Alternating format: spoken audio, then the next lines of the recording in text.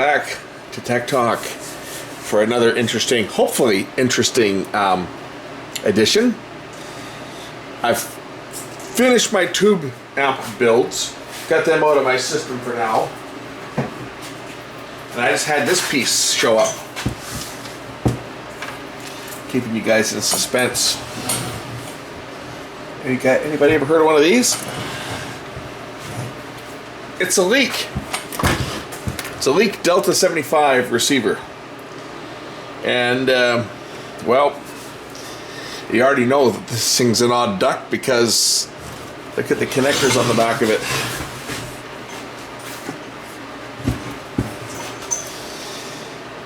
Here's the back of it. Check this out. Okay, it's made in England, so you know it's got to be a piece, right? A piece of what is what the thing is. But no, seriously, this came in from a client, and he said it's not working right. So it's falling apart here. Got to glue that back down. So what we're going to do is we're going to take this thing apart. We're going to inspect this thing, and we're going to see whether it can be made workable.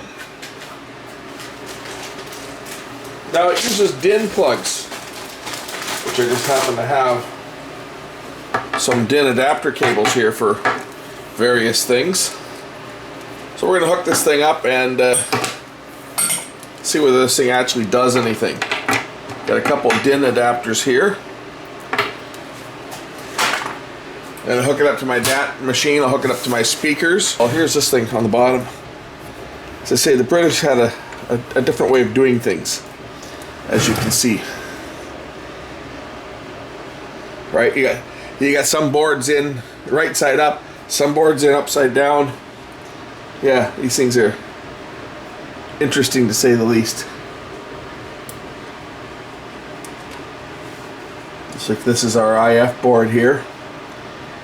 IF transformers, but I mean there's look at this. Just parts just tacked on there. At least they've used, it looks like half decent capacitors. Looks like that one was changed at one point. That's one that's been swapped out. Let's get a look at the top side of this thing. And yeah, this thing's quite the mess inside, isn't it? We've got check this out. Only the British would do this. What in the hell is that? Let's just see if I can manually focus this thing better. I guess I'm too close. Interesting. This camera has to be further away than it is to focus. Yeah, okay.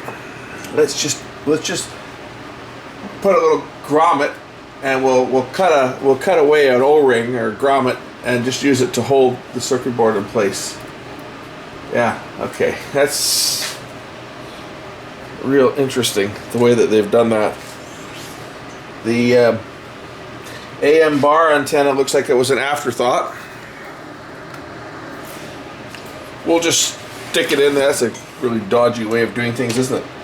Yeah, we'll just stick the thing in at an angle. It's the antenna is a little bit too long to put in this way, so we'll just kind of turn it at an angle. Then we can just jam the thing in.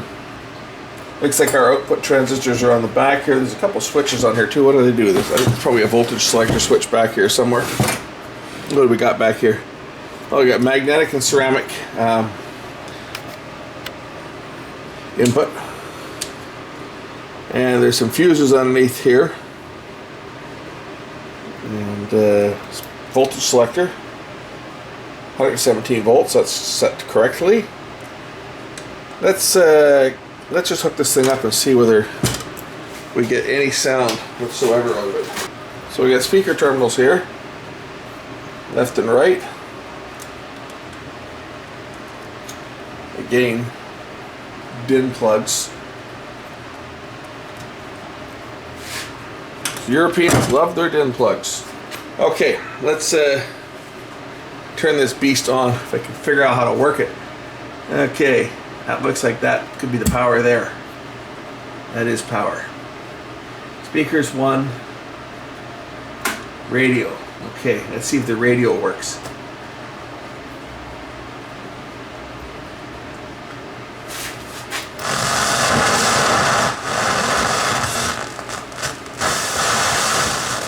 Kind of sounds like the radio works.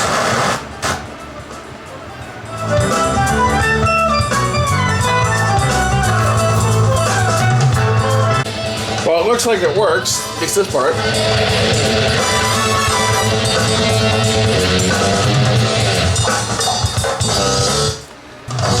Because I do have sound off both speakers. I've noticed the balance control doesn't seem to do anything. Balance control doesn't seem to do anything at all. Like, no. Balance control does nothing.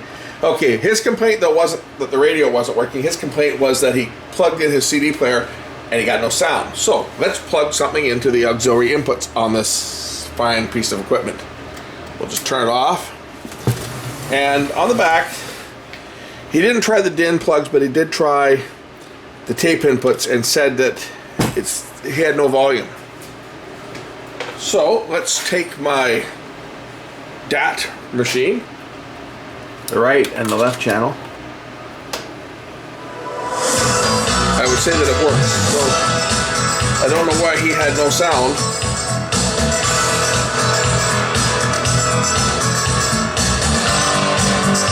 I have a feeling he may have plugged it into the outputs instead of the input. So this thing looks like it's working. Got a burned out light bulb here, but oh no, stop! It's just loose. There we go.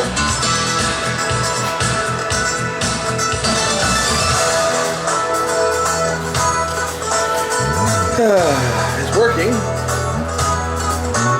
Let's try some of the other inputs on this thing. Damn, I was hoping I was going to get something to fix here, but it doesn't look that way. Okay, let's try these DIN plugs. We'll try the auxiliary first of all.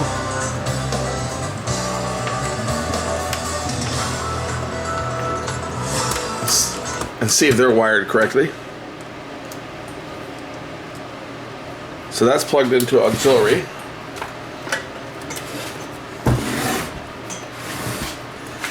And auxiliary. That appears to work too.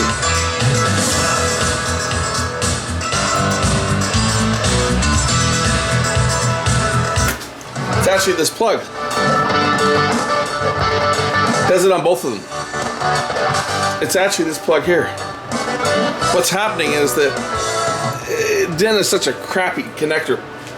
It has basically the pins slide between two little springs, and after a while those two little springs get loose and they don't make a good connection. So let's see if I can, because this other one that was working before is doing the same thing. I put the meter on this other one and it's got continuity to the terminals. So look at this. This is ridiculous. What the hell is that? Okay, I know it's a piece of shielding, right? But come on, it's metal. And it's right where, I mean, it's metal. It can short out. It's almost scary, the thought that, they just stuff a piece of metal in here. They thought to stick black tape on one side of it, but, if you're going to use a piece of metal for shielding, at least put some tape on both sides so that thing can't short out. This is ridiculous. It's, we're going to solve that problem. I'm going to put some tape on this chunk of metallic material here. At least we'll insulate this thing so that if it were to make contact with the board, it's not going to, if it was to make contact with the circuit board, it's not going to short anything out, right? I mean, it's like, geez,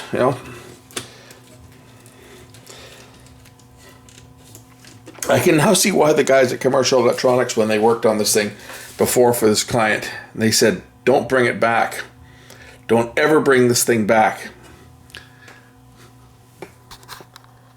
I remember when I was in the business, we used to tell the odd person that we'd have the odd piece of equipment that someone would bring in and I would fix it.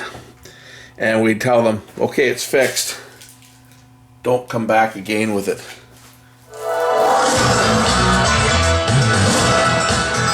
There we go, it's working. It's working, and I'm gonna leave it at that. I thought I was gonna be done with this thing, but actually I do have a problem with this thing. It's only outputting on one channel. Now, I'm hearing on both speakers, and it sounds like a stereo, but it's actually not. It's interesting.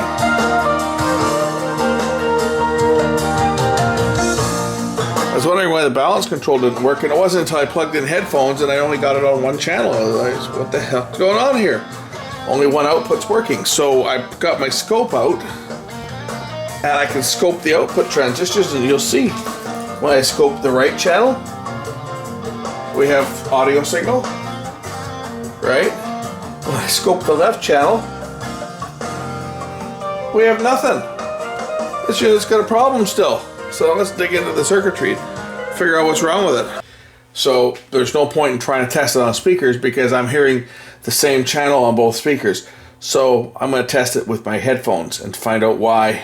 At least that way I'll be able to hear when I've got a problem. But we're going to go through with the scope and see where I'm losing the left channel. Am I losing it before it gets to the outputs, or is it in the outputs? But I'm going to start at the balance control because the balance control has no effect. I can turn this thing up here. It doesn't matter when I move the balance control. It stays the same. Underneath the cover on the back, there are a couple of fuse holders, so let's check to see whether one of the speaker fuses back here is blown.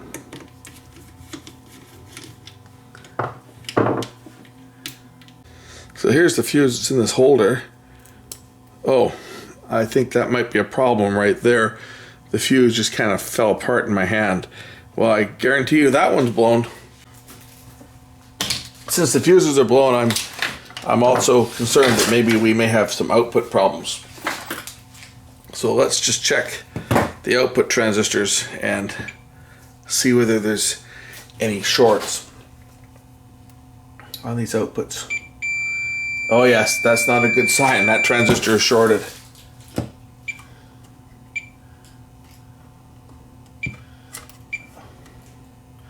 That one measures good that direction. What about the base to emitter? The base to emitter is okay.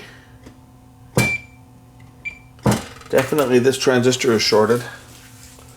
Here it's shorted. Emitter, is it emitter to collector? Oh, base to collector.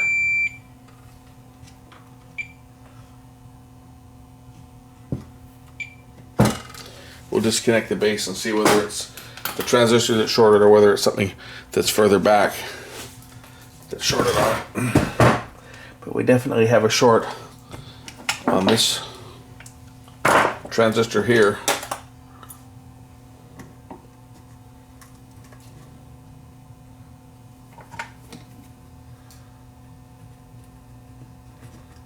That might not be a transistor. It might be a driver that's further back that threw the transistor into full saturation and blew the fuse. So that's why I disconnected. It's shorting base to collector. We'll see if that base to collector short went away with removing the wire, which it did. So now, if we measure the transistor, it's an NPN, right? There we go. That transistor's good, but it's the short to the wire that drives it. So interesting. Let's go back further in the circuit, find where that short is. Something is shorting to the collector, and what that would have done, or to the base, what that would have done is that would have thrown the transistor into full conduction, which would have immediately sent a DC voltage to the speakers and popped that fuse.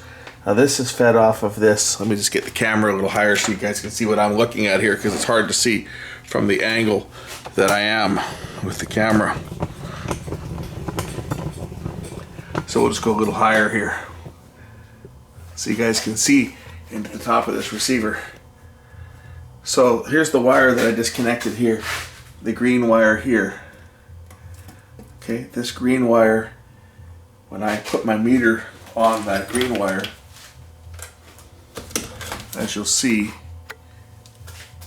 between the collector and that green wire, I have a dead short.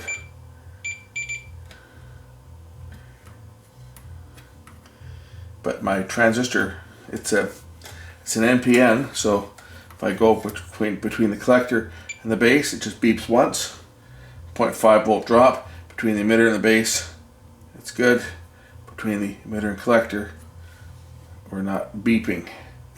So we have a short somewhere ahead of this transistor. It's on this green wire which goes on this multi-connector, which goes, looks like it goes underneath the unit here. It does. It goes down to this board here. Now, which one is it though? There's two of them. It goes onto this driver board. Let's see which one it is. It's one of the green ones, so let's go to the green wire here, because one of these is going to be one channel and one's going to be the other. Looks like it's that one. Okay, so our short is on this line here. Let's take a look at this board. This is where these things start to become fun to work on. I mean, it's not a good design. If I lift this board out, how far away will I be able to separate the board to work on it, right? Because it's got wires coming off on the other side. This is going to be the preamp board, or the driver board for those outputs. Let's just see whether I will get lucky and find what the problem is. Yikes. You see what I mean? You know, that's why these are stuff of this design is just hated by anybody in the service industry, because quite frankly they're impossible to work on. Yeah, look at this green wire here. It's not even going anywhere, just kind of cut off.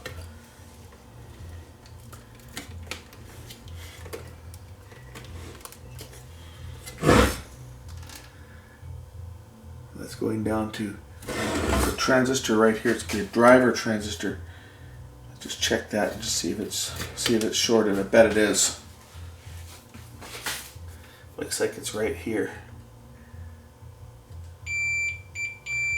Yeah, that looks like that one's shorted. That transistor here looks to be shorted.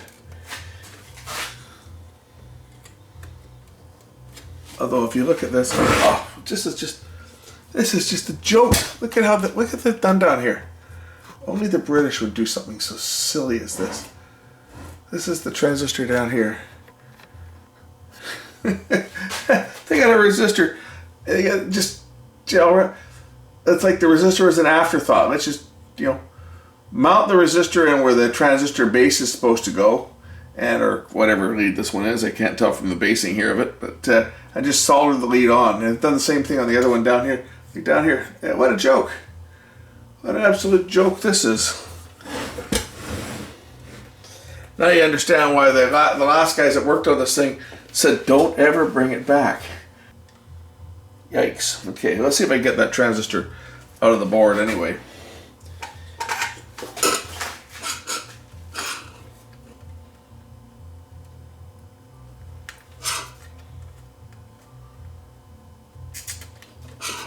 There we go, it's out. And we'll take it off this resistor here. Ouch! That's hot. Okay, here's the transistor that I just removed. We'll now measure it out of the circuit.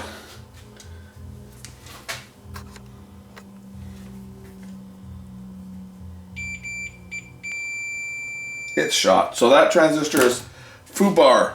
Let's see what it is. First of all, it's like an MPS U06. Let's go find out what that is. So after consulting with the client and informing him that there's only one channel that's working on this thing, and the reason why is because this transistor, an MPS U06, has failed. There is no replacement for this transistor. It's an obsolete part. It's a Motorola made part, and there's no cross-reference for it. I've got the NTE online, so you put your part number in. If I put in an MPS U06, I get nothing. So if I just put in an MPS U and leave it blank, okay, like we've got an MPS U04, that crosses to an NTE 190. But an NTE 190 is 180 volt emitter collector with a 1 amp IC rating, 1 amp current. The MPS U06 is 80 volts, 2 amps, so a 190 is not going to cut it. And as I scroll down through the list here, that's what I like about the BlackBerry Priv. Not only can I do that, you see, look at that, isn't that cool? Not only can I do that, but I can also do this. I can scroll just by sliding my fingers up over the keypad. Anyway, nothing even close that has the specs of this one that's available. And I think it was a 188 was the closest that I could find, and that probably was at one point, it probably was an NTE 188. It was the closest that I could find, but that part's also obsolete and no longer available. So I spoke to the client. The client agreed with me that this unit is probably not one that we want to spend a lot of money on. It's not like it's a Macintosh or a Sansui or anything fancy like that. He's done some online research to find that everyone's saying the same thing, that this thing here is a joke. And it is a joke. I mean, look at this part here. It looks like this resistor's been getting hot. You know, I mean, it is not a real high-end machine. It's going back together. It's not going to get repaired, and it's going back to the client. Hey, it works on one channel. He can play AM radio on it, but yeah, it's done.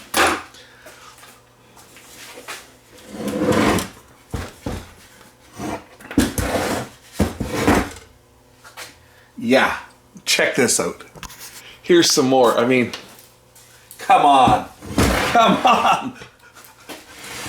Look at the diodes just stuck on the transformer. It's like, you know, yeah, this thing is a regular Barnum and Bailey. In other words, it's a 3-ring circus. You know, it's like everything's been bodged together. I have to laugh when I look at this. I mean, capacitors are just kind of suspended in, you know, in midair. The AM bar antenna. Check this out. We're having more fun just picking this thing apart. What the hell is that? I'm referring to this. A bit of tape on the board to stop this capacitor. I should probably unplug this thing before I electrocute myself. To stop this capacitor from, yeah, oh, you know, they got a capacitor there with the. There's not even any tubing on the bottom of it, and it's just floating free, like so. It's like an afterthought. Let's just put a bit of tape. Let's just put a bit of plastic tape on the bottom. Stick some black, no, it's not even black tape, it's red tape. We'll stick some plastic red tape to the chassis just in case that thing is touching so that it doesn't short out. Absolutely just, it's a joke. It's an absolute joke.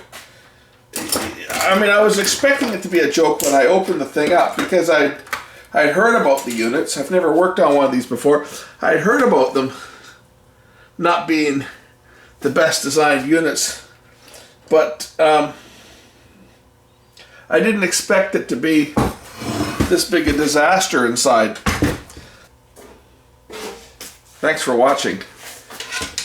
I'm going to throw this thing together and send it on its way.